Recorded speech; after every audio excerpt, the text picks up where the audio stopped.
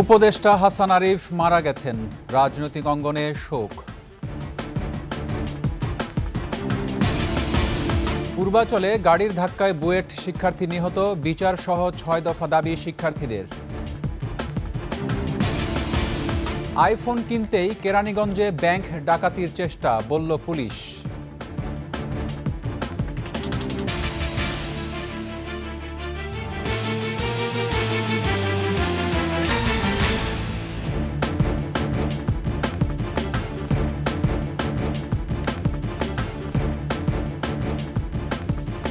শুনছিলেন সংবাদ শিরোনাম। আমন্ত্রণ ২১ দেশের সংবাদে, সাথে আছি রক্তিম ত্রিপুরা। দর্শক, ২১ টেলিভিশনের সংবাদ একই সাথে সরাসরি দেখতে পাবেন আমাদের ফেসবুক পেজ www.facebook.com/2124 অনলাইনে। এছাড়া সাবস্ক্রাইব করতে পারেন www.youtube.com/@21etv চ্যানেলে। অন্তর্বর্তী সরকারের উপদেষ্টা এএফ হাসান আরিফ মারা গেছেন। বেলা ৩টার পর রাজধানীর ল্যাব এইড হাসপাতালে তার মৃত্যু হয়। ল্যাব এইড হাসপাতালের জরুরি বিভাগ সূত্রে জানা গেছে, হৃদরোগে হাসান আরিফের মৃত্যু হয়েছে। হাসপাতালে নেওয়ার পরেই চিকিৎসকেরা তাকে মৃত ঘোষণা করেন। ভূমি মন্ত্রণালয়ে হাসান আরিফের একান্ত সচিবের দায়িত্বে থাকা নাসির উদ্দিন জানিয়েছেন, ল্যাব এইড হাসপাতালে বেলা ৩টা ১০ হাসান আরিফ মৃত্যুবরণ করেন। গেল ৮ আগস্ট অন্তর্বর্তীকালীন সরকারের উপদেষ্টা হিসেবে শপথ নেন এএফ হাসান আরিফ।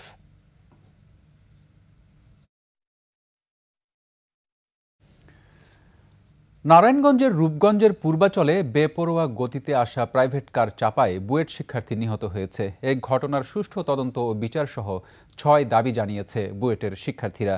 নিহত মোহতাসিন মাসুদ সিএসি ২০২১ ব্যাচের শিক্ষার্থী।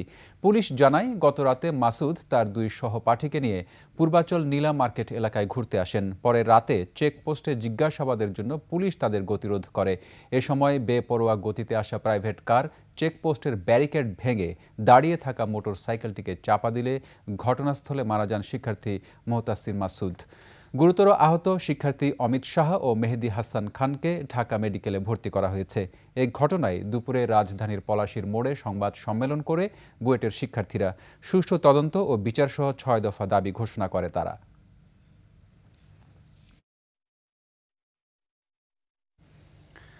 সিলেট তামাবিল সড়কে প্রাইভেট কার নিয়ন্ত্রণ হারিয়ে বৈদ্যুতিক খুঁটির সঙ্গে ধাক্কা লেগে ৩ শিক্ষার্থী নিহত হয়েছেন। আহত হয়েছেন প্রাইভেট কারে থাকা অপর ২ জন। সকাল 10:30টার দিকে সিলেট তামাবিল মহাসড়কের জৈন্তাপুর উপজেলার বাঘের সড়ক এলাকায় এ দুর্ঘটনা ঘটে।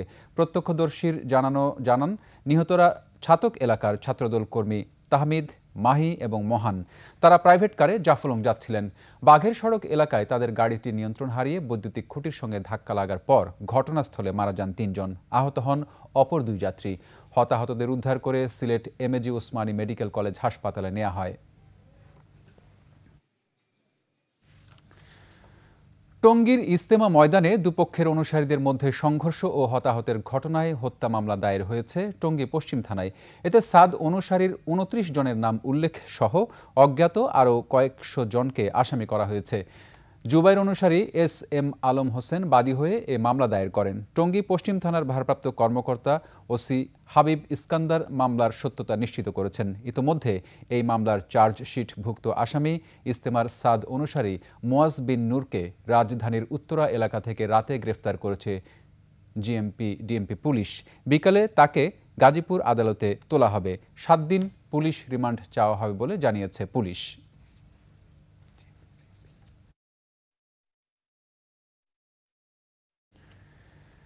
আইফোন কিনতেই ব্যাংক ডাকাতির চেষ্টা করেছিল ৩ জন।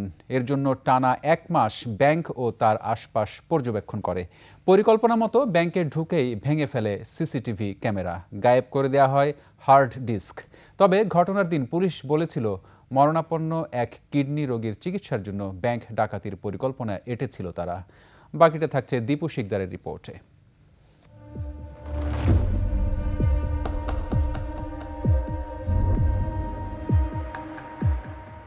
বৃহস্পতিবার দুপুরে ঢাকার দক্ষিণ কেরানীগঞ্জের চুনকুটিয়া পাকাপোল এলাকায় রূপালী ব্যাংকের জিঞ্জিরা শাখায় ডাকাতরা প্রবেশ করে। ৩ জনের সেই দল ব্যাংকের কর্মকর্তা, কর্মচারী, গ্রাহকদের জিম্মি করে। পরে সন্ধ্যায় নিরাপত্তা বাহিনীর কাছে আত্মসমর্পণের পর জানা যায় তাদের কাছে ছিল খেলনা পিস্তল, ছুরি ও ড্রিল মেশিন। Emergency operation. ওই দিন ব্রিফিংয়ে পুলিশ জানিয়েছিল মরণাপন্ন এক কিডনি রোগীর চিকিৎসার জন্য তারা ব্যাংক লুটের চেষ্টা করে। মৃত্যুশয্যায় একটা রোগীকে, কিডনি পেশেন্টকে বাঁচানোর জন্য তাদের টাকা দরকার, এই টাকাটা তারা দিতে চায় সেখানে। তবে শুক্রবার সেই বক্তব্য থেকে সরে আসলো পুলিশ। এখন বলছে আইফোন কিনতেই ব্যাংক লুটের চেষ্টা। তাদের আইফোন কিনতে হবে, এই কারণে বেসিক্যালি টাকার প্রয়োজনে তারা পরিকল্পনা করে এই ডাকাতি দস্যুতার সংগঠনটা ঘটেছে। আনুমানিক 1 মাস পূর্ব থেকে তারা প্ল্যান করছে যে এই ধরনের একটা ঘটনা ঘটাবে। ব্যাংকের ভেতর সিসিটিভির ফুটেজ নিয়েও তৈরি হয়েছে ধোঁয়াশা। না, এখনো সিসিটিভি ফুটেজটা পাই নাই। সিসিটিভির ব্যাংকের কর্মকর্তাদের সঙ্গে কথা হয়েছে, তারা বলছিল যে ডাকাত দল সদস্যরা যারা দস্যুতা ঘটিয়েছে তারা সিসি ক্যামেরার ডিভিআরটা ভেঙে ফেলেছে, বাট আমরা সেটার ভাঙা অংশটুকু পাইনি। এদিকে ওই ঘটনায় এখনো এলাকায় চাপা আতঙ্কে রয়েছে মানুষ। তার কাছে পিস্তল, তো আমি তার পিস্তলটা দেখে বুঝতে পারছি এটা খেলনা পিস্তল। আমি আমার কিছু এলাকাবাসীর লোকজন নিয়ে ব্যাংকে যাই, ব্যাংকের থেকে গেট লাগা তালা মেরে দিই। স্থানীয়রা বলছেন জিম্মিদের উদ্ধারে এগিয়ে গেলে তাদের গুলি করার হুমকি দেয় ডাকাতরা। আমরা অনেকেই ছিলাম, বলছে গুলি করে দিমু, সরে যা। তাদেরকে মনে হয় না যে তারা এরকম সাধারণ কোনো ঘরের ব্যক্তি। এরা কিশোর গ্যাংয়ের কেউ কিনা তা খতিয়ে দেখা হচ্ছে বলে জানায় পুলিশ। দীপু শিকদার, 21 টেলিভিশন, ঢাকা। তাপমাত্রা কিছুটা বাড়ায় সব জায়গাতেই কমেছে শীতের দাপট, স্বস্তি ফিরেছে জনজীবনে। দেশের সবচেয়ে উত্তরের জেলা পঞ্চগড়ের গেল কয়েকদিন ধরেই মৃদু শৈত্যপ্রবাহ বইছিল, তবে দুদিন ধরে বেড়েছে তাপমাত্রা। ঠাকুরগাঁওয়ে সপ্তাহ ধরে চলা ঘন কুয়াশার দাপট অনেকাংশেই কমেছে, তবে হিমেল বাতাস থাকায় দুর্ভোগে সাধারণ মানুষ। মৌলভীবাজারেও বেড়েছে তাপমাত্রা, তবে কমছে না কুয়াশার দাপট। এদিকে যমুনা পাড়ের জেলা সিরাজগঞ্জে এখনও দাপট দেখাচ্ছে কুয়াশা। ঠান্ডার অনুভূতি না কমায় জমজমাট হয়ে উঠেছে গরম কাপড়ের বেচাকেনা। আজ সর্বনিম্ন তাপমাত্রা পঞ্চগড়ের তেঁতুলিয়ায় 10.7 ডিগ্রি সেলসিয়াস।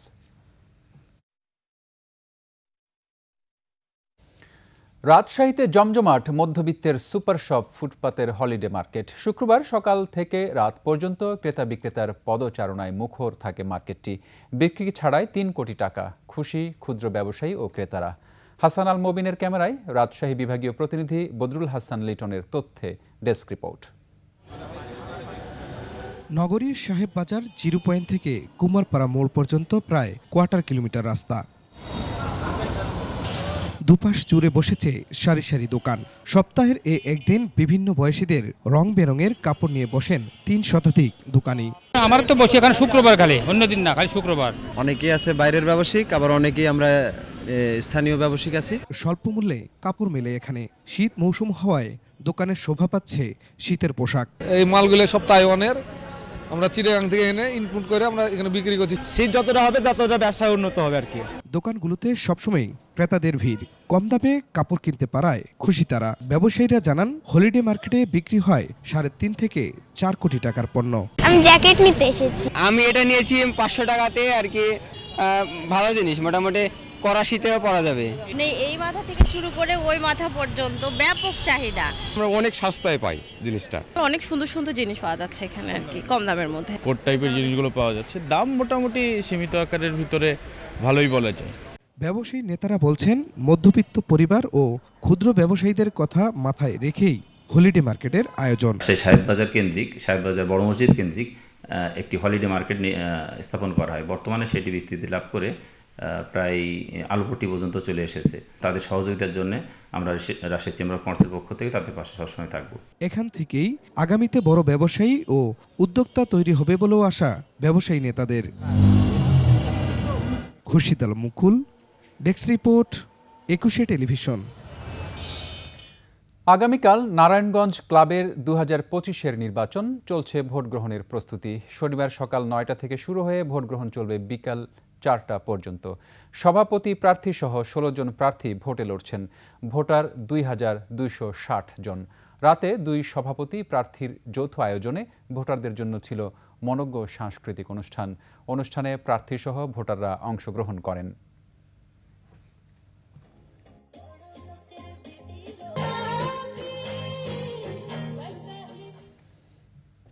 নানা আয়োজনে পাহাড়ে শান্তিনিকেতন হিসেবে পরিচিত ও ১৩টি ক্ষুদ্র পাহাড়ি জাতিসত্তাদের শিক্ষা প্রসারের ঐতিহ্যবাহী প্রতিষ্ঠান মনোঘরের সুবর্ণ জয়ন্তী উদযাপিত হয়েছে।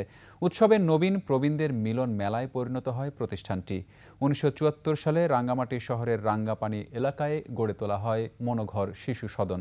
পাহাড়ের ১৩টি ক্ষুদ্র জাতিসত্তা চাকমা, মারমা, ত্রিপুরা, তঞ্চঙ্গা, চাক, বম, লুসাই, পাংখুয়া সহ অসহায় ছিন্নমূল অনাথ, গরিব ও মেধাবী ছেলেমেয়েদের মনোঘরে আশ্রয় দিয়ে শিক্ষায় শিক্ষিত করে গড়ে তোলা হয়।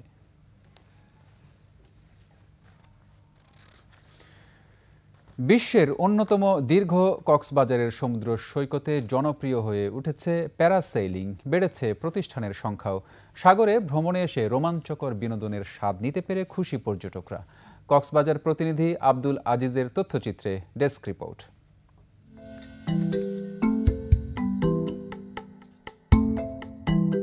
উপরে অন্তহীন নীলাকাশ, নিচে একদিকে পাহাড়, অন্যদিকে উত্তাল সমুদ্র।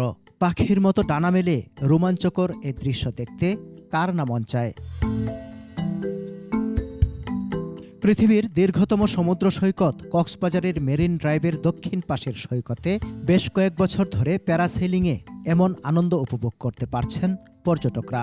প্যারাশুটে বাঁধা মানুষটি ঘড়ির মতো উড়তে থাকে, আর একটি স্পিডবোট তাকে টেনে নিয়ে যাবে সমুদ্রে। এর জন্য খরচ হয় ২৫০০ টাকা। চাহিদা বাড়ায় গড়ে উঠেছে ৬টি প্রতিষ্ঠান। প্রতিদিন সকাল ১০টা থেকে সূর্যাস্ত পর্যন্ত প্যারাসেলিংয়ে সৌন্দর্য উপভোগ করতে পেরে খুশি পর্যটকরা। একবার যে করবে সেই বুঝতে পারবে, না করলে ওইটার অনুভূতি কেমনে ফিল করবো। কিন্তু ওইখানে যে সূর্যের কাছে দেন পানিতে পা ডুবানোর এক্সপিরিয়েন্স পুরাই আলাদা। চারিপাশে পাহাড় আছে, সাগর আছে, নীল পানি, ফিলিংসটাই অন্যরকম লাগছে। আর ভয়ের কোনো ইয়ে নেই। ভয় তো তেমন লাগে না, বাট একটু নার্ভাসনেস তো কাজ করেই আর কি। তো সব মিলে সুন্দর। ঝুঁকি বিবেচনায় নিরাপত্তা আরও জোরদার করা হয়েছে বলে জানান প্রতিষ্ঠানের কর্মকর্তারা। প্যারাসেলিংয়ের যে বিনোদনটা আছে, সর্বক্ষণিক আমরা ১০০% চেষ্টা করি যে নিরাপদ দেওয়ার চেষ্টা করে চালিয়ে আমরা তাদেরকে বিনোদন দিয়ে যাচ্ছি। এই ফান্ডটা হচ্ছে যায় কি সম্পূর্ণ রিস্ক, কিন্তু তবু আমরা করতেছি, করেই ঠিকই, কিন্তু এবং সেফটি এবং সিকিউরিটি মেনটেন করতে হবে। পর্যটন কর্তৃপক্ষ বলছে প্যারাসেলিং প্রতিষ্ঠানে কর্মরতদের প্রশিক্ষণের আওতায় আনার পরিকল্পনা রয়েছে। আবহাওয়া যদি অনুকূল থাকে তখনই কেবল প্যারাসেলিং করা যাবে এবং সকাল থেকে সন্ধ্যার পূর্ব পর্যন্ত, অর্থাৎ অন্ধকার হওয়ার আগেই প্যারাসেলিং কার্যক্রমটা বন্ধ করে দিতে হবে। তো এই বিষয়গুলো আমরা মনিটরিং করে যাচ্ছি। দক্ষ জনবল না হলে প্যারাসেলিং খুবই ঝুঁকিপূর্ণ বলেও জানান এই কর্মকর্তা। সমর ইসলাম, ডেস্ক রিপোর্ট, ২১শে টেলিভিশন। মাশরুমের গুরুত্ব ও উৎপাদন কৌশল বিষয়ে চট্টগ্রামে সাধারণ চাষি ও ছাদ চাষিদের প্রশিক্ষণ কর্মশালা অনুষ্ঠিত হয়েছে। সকালে চট্টগ্রাম কৃষি সম্প্রসারণ দপ্তর কার্যালয়ে এ প্রশিক্ষণের উদ্বোধন করেন কৃষি সম্প্রসারণ অধিদপ্তরের মহাপরিচালক মোহাম্মদ সাইফুল আলম। প্রশিক্ষণে চট্টগ্রাম শহরের ৫০ জন মাশরুম চাষি ও উদ্যোক্তা অংশ নেন। এ সময় বক্তারা মাশরুম নিয়ে খাদ্যমান ও অর্থনৈতিক গুরুত্ব নিয়ে আলোচনা করেন। পরে অংশগ্রহণকারীদের মধ্যে সনদ বিতরণ করা হয়।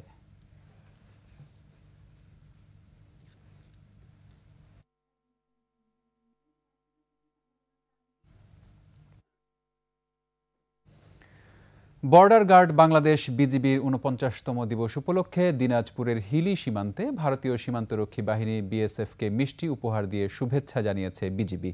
সকাল 11:15টায় হিলি সীমান্তের চেকপোস্ট গেটের শূন্য রেখায় বিজিবির Hili ICP company commander Shahadat Hossain ও ভারতের হিলি বিএসএফ ক্যাম্পের কমান্ডার SN চৌবির হাতে মিষ্টি তুলে দিয়ে বিজিবি দিবসের শুভেচ্ছা জানান। পরে তারা দুবাহিনীর পক্ষে একে অপরের সঙ্গে কুশল বিনিময় করেন। সীমান্তে দুই বাহিনীর মাঝে সৌহার্দ্য সম্প্রীতি রক্ষার লক্ষ্যে বিভিন্ন জাতীয় ও ধর্মীয় উৎসবগুলোতে মিষ্টি সহ উপহার বিনিময়ের এ রেওয়াজ রয়েছে বলে জানিয়েছে বিজিবি।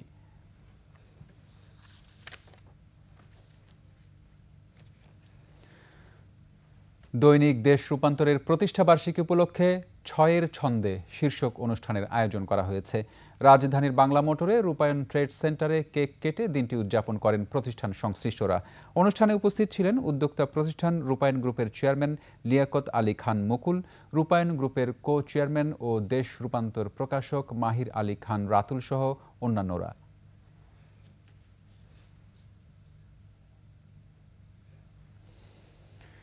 শেষ করব যাত্রাপালা আয়োজনের খবর জানিয়ে। প্রযুক্তির দাপটে অনেকটাই জৌলুস হারিয়েছে ঐতিহ্যের যাত্রাপালা। কমেছে প্রদর্শনী, আরও কমেছে যাত্রাশিল্পীদের আয়।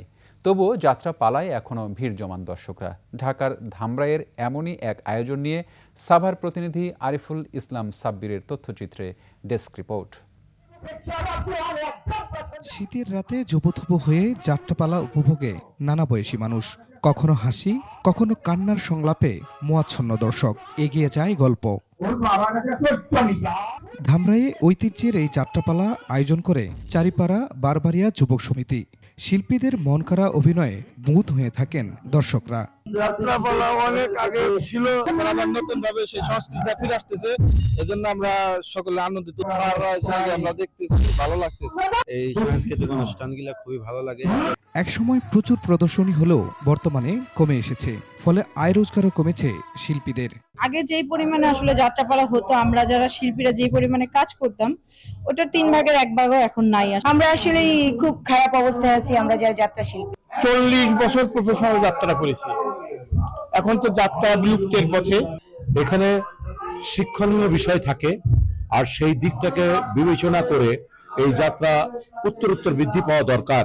বিলুপ্তির পথে থাকা আবহমান বাংলার এই শিল্পকে টিকিয়ে রাখতে এমন আয়োজন বলছেন সংশ্লিষ্টরা। বর্তমান প্রজন্মকে আমরা এই আদি সংস্কৃতির সাথে পরিচিত করার জন্য আজকে চারিপাড়া বারোবারা যুবক সমিতির পক্ষ হতে আমাদের আজকের এই আয়োজন। যাত্রাপালার জন্য রাষ্ট্রীয় পৃষ্ঠপোষকতা জরুরি বলেও মনে করছেন শিল্পী, দর্শক ও আয়োজকরা। খুরশিদ আলম মুকুল, ডেস্ক রিপোর্ট, 21 টেলিভিশন। শেষ করছি 21 দেশের সংবাদ। যাওয়ার আগে সংবাদ শিরোনামগুলো আরও একবার। উপদেষ্টা হাসান আরিফ মারা গেছেন, রাজনৈতিক অঙ্গনে শোক। পূর্বাচলে গাড়ির ধাক্কায় বুয়েট শিক্ষার্থী নিহত, বিচারসহ 6 দফা দাবি শিক্ষার্থীদের। আইফোন কিনতেই কেরানীগঞ্জে ব্যাংক ডাকাতির চেষ্টা, বলল পুলিশ।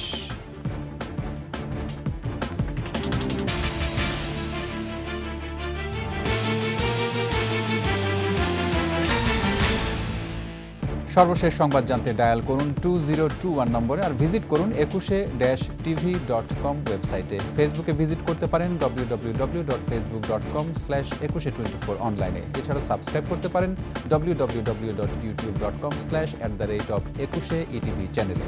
এতক্ষণ সঙ্গে থাকার জন্য ধন্যবাদ। পরবর্তী সংবাদ সন্ধ্যা 7টায় দেখার আমন্ত্রণ রইল। 21-এর সাথেই থাকুন।